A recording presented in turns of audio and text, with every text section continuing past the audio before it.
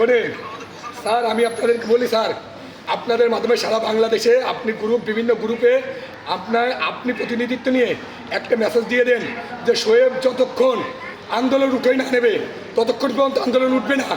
আমার হেডকোয়ার্টার থেকে IG sir phone দিচ্ছে, কমিশনার ফোন দিচ্ছে, বিভিন্ন অফিসাররা ফোন দিচ্ছে, আমারে বলতেছে তুমি হেডকোয়ার্টারে আসো। আমি বলছি আমার সমন্বয়কদের পাঠাইছি, আমার কাছে মেসেজ আসবে আন্দোলন তারা আমার দাবি দেওয়া মাইনে নিছে, তখনই পর্যন্ত আমি মেসেজ দেবো। আমি মেসেজ না দেওয়া পর্যন্ত আন্দোলন চলমান থাকবে। অন্য কারো কোথায়, আইজির কোথায়, ডিআইজির কোথায়, আমার অন্য সমন্বয়কের কোথায়, কখনো আন্দোলন আন্দোলন আন্দোলন থামবে না।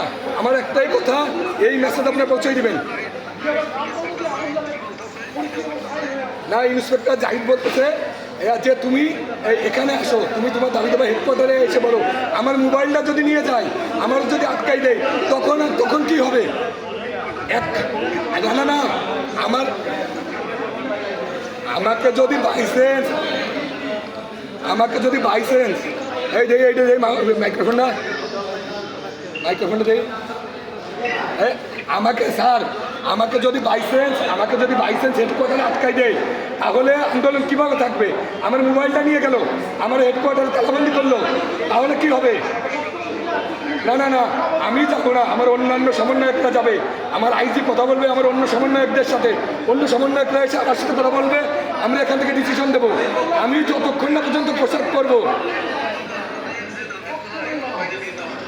হ্যাঁ আমার দাবি, আমি নতুন দাবি, শোনেন, আগের দাবি না, দাবি সংশোধন হয়েছে।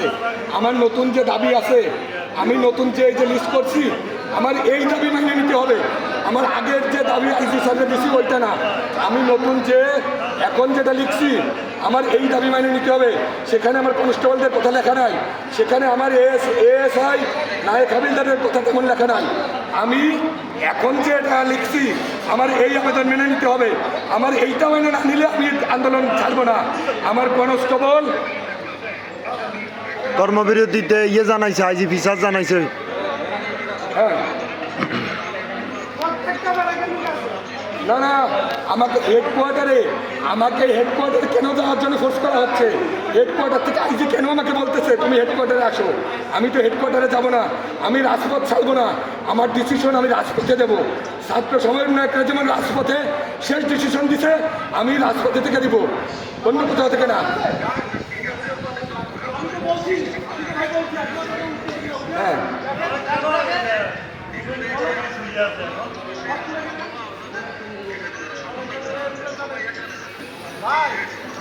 না, তাহলে আমার 64টা ডিস্ট্রিক্ট থেকে যারা নেতৃত্ব দিচ্ছে, আমার 64টা ডিস্ট্রিক্ট থেকে যারা নেতৃত্ব দিচ্ছে, আমি তাদের নিয়ে যাব। আগে আমাকে বলবে তুমি 64টা ডিস্ট্রিক্ট থেকে যারা নেতৃত্ব দিচ্ছে তাদের সবাইকে ডাকো, আমি তাদের নিয়ে যাবো। আমি একা কেন যাবো? আমি হেডকোয়ার্টারে একাতে যাবো না, আমি নবনির্বাচিত যে সরকার গঠন হয়েছে, নবনির্বাচিত সরকারের কাছে যাব। ভাই এখন এখানে কেউ নাই ভাই, বিভিন্ন জনে বিভিন্নভাবে কনভিন্স করার চেষ্টা করতেছে ভাই, বিভিন্ন জনে বিভিন্নভাবে কনভিন্স করার চেষ্টা করতেছে।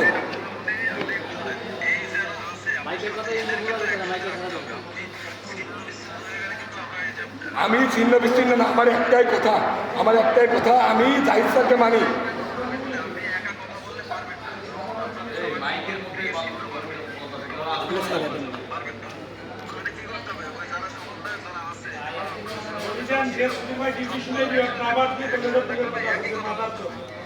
না, বিভিন্ন পুলিশ লাইনে এসপিরা ডিসিরা বিভিন্ন ইউনিটে তারা পুলিশকে ফোর্স করতেছে পোশাক করার জন্য, রোল কলের জন্য। তারা হুমকি দিচ্ছে তোমাদের চাকরি থাকবে না, তারা বিভিন্ন হুমকি দিয়ে আমার ভাইদেরকে মনোবল নষ্ট করতেছে।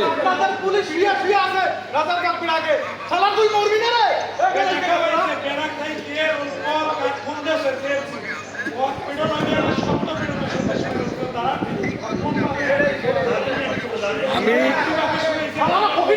সবাইকে বলতেছি, আমি সমন্বয়কে বলতেছি, ভাই আপনারা আইজির সাথে কথা বলেন, আমি একা যাবো না, আইজির সাথে আপনারা কথা বলবেন, শুধুমাত্র আমি যাবো না। আমার এখানে 3-4 জন আছে, আমাদের পক্ষ থেকে 4 জন আইজি স্যারের কাছে পাঠাইছি। আমি বলেছি যে আমি একা যাব না।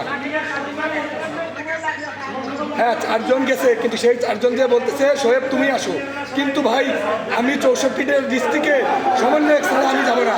আমি যখন যাব তখন 64টা ডিস্ট্রিক্ট